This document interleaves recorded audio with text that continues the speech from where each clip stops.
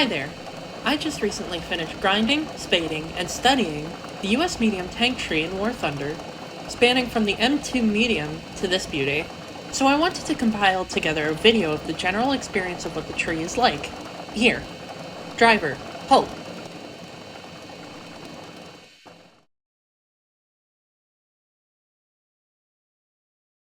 So then, let's get right into it and talk about the US medium experience. This is the M2 medium, the United States' second designated medium tank, and by the interwar style design we can obviously tell it was made in... holy shit, 1941? Well, at least it's better than the M1 medium, which looks like... Anyway, it sits at 1.3 and has a 1.5-inch M3 cannon in the turret, along with a coaxial-mounted 30 cal M1919 machine gun. The hull also contains 6 more MGs, 2 forward-mounted on the front, and 4 in the sponsons mounted on each corner of the hull. The 2 on the front only fire directly forward, and all of them are... useless. They do still provide you with extra crew for replacements, but it doesn't get you anywhere as your crew is tightly packed and you start seeing APHE. Not only that, but as you heard, it only has a 1.5-inch or 37mm gun, while your contemporaries, if they don't also have a 37mm, they're like the Panzer IIIF and its 5cm gun with 116mm of pen. While you do technically have more armor than them, it still doesn't defend from even the weakest of enemy guns, so it doesn't make up for the low mobility and... oh. That's a 5.5 degree per second ace turret traverse. All in all, just go play the M2A4, this shit is ass. Even the US Army realized this during production, which is why all of them were refitted to be the...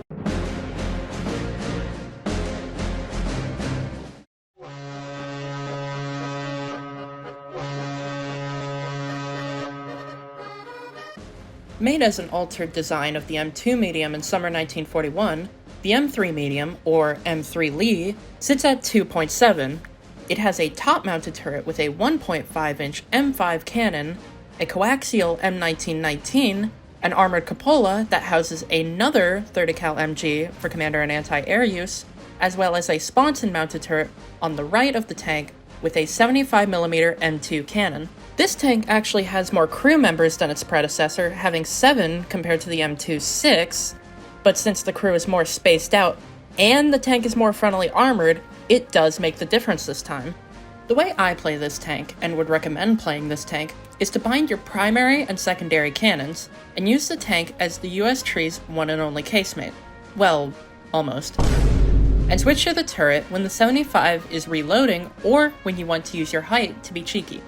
If you had only played the reserve tanks with 1.5-inch cannons before, some of the rounds now available for the 75mm may be new to you, as it's more than just armor piercing, and better armor piercing this time. First is high explosive, or HE, a hollow shell with no ballistic cap, filled with high explosive filler. Because of this, it has little to no penetration, but a large blast, to kill open-top tanks like this fucker! Next is armor-piercing high explosive, or APHE, an armor-piercing round that has space for high explosive filler and a fuse. This means that if and when the round penetrates, and if the armor it penetrated was a thickness above its listed fuse sensitivity, the round will explode inside, most of the time causing an extremely satisfying one-shot kill from killing all of the crew members at once. And as would be obvious, since the round has less steel and more filler, then it must have the trade-off of less pen. Oh, right, this is War Thunder. So in summary, for this tank and more to come, ditch stock AP for APHE the second you get it. Finally, we have smoke shells, a shell that emits smoke on contact wherever it hits. However, I don't usually use this because it would require me to have that round ready and loaded for the first shot. I, myself, want to at least try and kill something first instead, but try it out and see how you like it. Small gripe with that Commander MG, by the way, you kinda can't use it to any great effect, as not only is it a 30 cal, not John Moses Browning's parting gift to the world, the M2 50 cal, but it also sits in an armored cupola, meaning that your anti-air MG has turret traverse time, meaning you could be too slow to keep up with the plane. Anyway, the last thing of note is the stabilizer, an indispensable luxury of early US tanks. But I'll get into this in the next tank, because as of right now, the only gun that matters, and the only gun that has it, is the gun pointing directly forward. Yeah. That wraps up the M3 Lee. Looks like next on the list is... What the hell is that music? Oh. Over there! Over there! Set the word, over there! That the Yanks are coming, the Yanks are coming, the drums are coming everywhere! Ah yes, the M4A1. Most likely, the first Sherman you'll have. I hope you like them. This one here was the first variant to see production in February 1942, coming in as the end of the evolution of the M2 Medium. It's set apart from its later counterparts by its radial engine and cast hull, meaning this thing is all about being round. In terms of actual in-game info, the M4A1 sits at 3.3 with a 75mm M3 cannon, as well as a coaxial 30 cal M1919. On top, the commander's cupola mounts a 50 cal M2 HMG for commander and anti-air purposes. There is an M1919 in the hull as well, but say it with me, it's not usable in game. Oh, while we're on about the armament, did you notice this doesn't have a gunner's sight? I know, crazy, right? It's the only on the M4A1 with the 75mm and doesn't affect gameplay, but that's still wild to me. But while we're here on the gun, it's time to talk about... God, I love this damn thing. Do note, this is not a full stabilizer. You are not stabilized over 25 kilometers per hour, so I wouldn't try some broadside maneuvers while going full speed. But, Here, let me get my Panzer IV out to illustrate my point. Say that I'm after this T-34 and need to get over this hill. Even though I can make it over and get my gun on him, I still have to wait up to a second for the gun to stop swaying, as opposed to a Sherman, where I can ready the same shot on a Panzer IV almost immediately. This makes for a substantial difference in battle, and if you do want to fire on the move, I recommend doing it on a push and pressing E to go into cruise control gear 1, keeping you moving as well as under the stab speed limit. As a rule of thumb for Sherman players, your fire control system is usually always your advantage over others. You might be on your 5.3 BR M4A2 with 76 and look to the Panther D of the same BR with its thick upper front plate and long 75 with performance comparable to your 90mm from later tanks, but I'd sure hate to be the guy in the tank with a 3 degree per second unpowered turret traverse and a side that isn't even 37mm proof. Shermans may have points where they may be weaker than others, but they are the most well-rounded tanks, and that makes them the best tanks. Now, before moving on to the next section, I'd like to bring up the angling debate. For those who don't know, when you know where your enemy is or will be, you can angle your hull relative to the enemy to make your armor more effective. For Shermans like this one, it is recommended to do this at about 30 degrees. Notice how I said Shermans like this one, because unlike other Shermans, which are welded, the hull of the M4A1s are cast, meaning that there is a rounded part of the hull that you would be normalizing to the enemy by angling. This section has a thickness of only 38mm, making it a huge weak spot. I was originally going to recommend you don't angle this tank because of that, but two friends of mine who are very experienced players disagreed with that notion, citing that your adversaries are new enough to the game not to know this spot. I say don't, but you should make a choice for yourself. But this is only for the cast hull. Angling is purely a positive for welded hulls like the...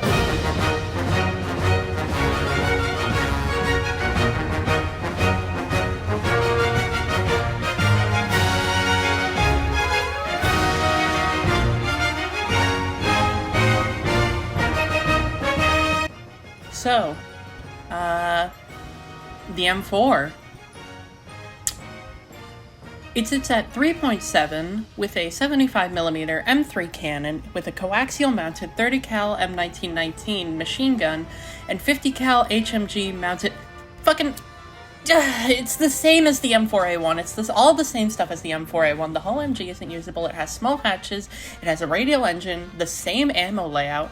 It's just the M4A1. The welded hull for angling seemingly being the only reason for being 3.7. But I mean, you can't be mad at it for that. The entire point of this tank was to compare combat performance of the welded hull versus the M4A1's cast, as well as to be able to ease mass production. But that's beside the point, because what you can be mad about is these fucking spots on the hull where the armor becomes almost vertical, making it able to be penetrated by even 37mm, as if the MG port spot wasn't enough. All in all, it's more of a side grade to the M4A1, with a higher BR, so I can't really recommend this over the M4A1, M4A2, or this thing, the Canadian Ram tank, or M4A5. Here, let's talk about it.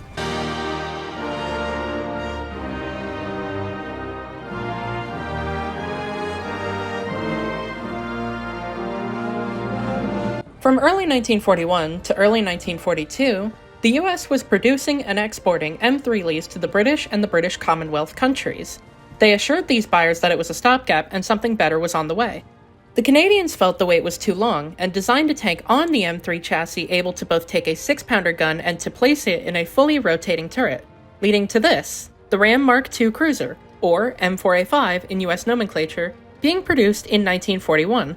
In-game, the Ram 2 sits at a BR of 3.7 and has a 57mm ordnance quick-firing 6-pounder Mark III cannon, along with an M1919 30 cal MG mounted coaxial in the turret. A pintle mount on top of the turret contains another M1919 for commander and anti-air use, and a third is mounted in a freely rotating MG turret in the hull.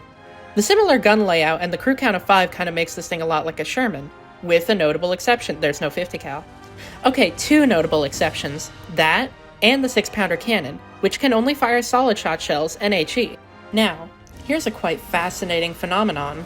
If you listen closely, you can hear the screams of some US players at that notion. But we shall pay them no mind. The 6-pounder here is actually pretty alright. Despite only having solid shot, it both pens more and fires faster than the standard M3. With an aced crew, the reload rate can reach 4 seconds, as opposed to the ace Sherman's 5. Given these trade-offs, the gun on this stands as an interesting side grade to the 75mm for the player of more precision. Though, the gun isn't what changes things up for this tank. It's the armor. The armor isn't inherently thicker on this thing.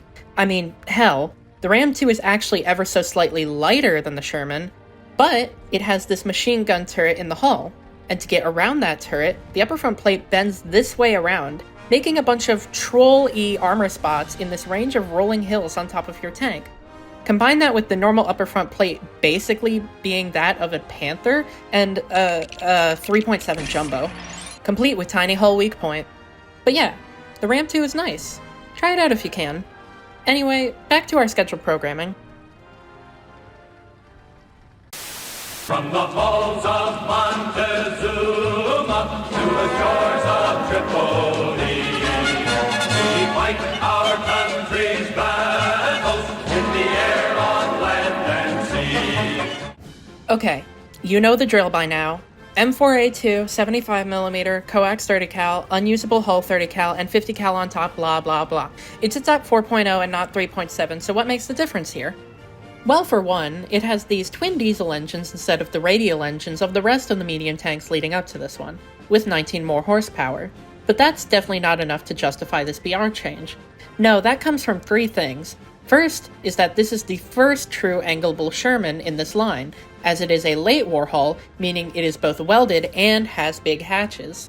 This armor is solid. No humongous frontal weak spots aside from the MG port. That really helps a lot, believe me. Secondly, this is the first tank in the line to get this thing, the add-on armor modification. In the US medium tree, the add-on armor modification is present on the M4A2, the M4A176, the M4A3 76, and the M46, taking the form of track armor, and heat screens respectively. We'll talk about the effectiveness for each of those when we get to it, but for now, the one on the M4A2 is pretty alright. I recommend it. It's not heavy enough to really hinder mobility and adds a marginal enough upgrade to get you out of a pinch if you're lucky. Finally, it gets a new ammunition type. The M4A2 is the first tank in the American tree to get armor-piercing composite rigid, or APCR, for its main gun. This round is a conical solid-shot projectile made of steel, containing a smaller, denser, usually tungsten projectile inside.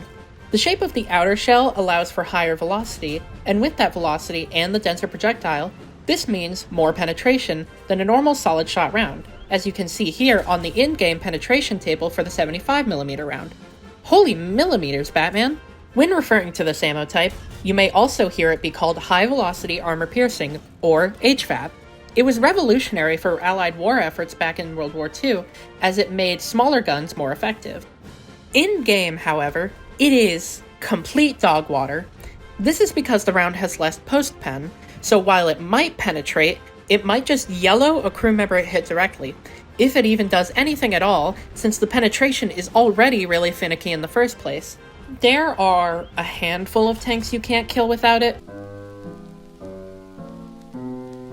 Темная ночь, только пули свистят по степи. But by no means should it be your primary round. Bringing it all back together though, I really do recommend this tank. It really is the peak of what these 75mm Shermans have been leading towards, and is just great all around. But remember, great becomes good enough over time, and sometimes that just won't do. So, let's talk about the T-23.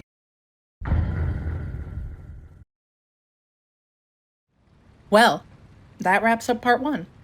I'm sorry for making you all wait, but I wanted to split this line into multiple videos to make sure I could get at least something out today. If you didn't know, exactly 80 years ago today, the war with Japan, and therefore World War II, was officially over. So I'm glad to have at least gotten the video talking about a bunch of Shermans out by now. Anyway, please check out part 2 when it comes out, and thanks for watching.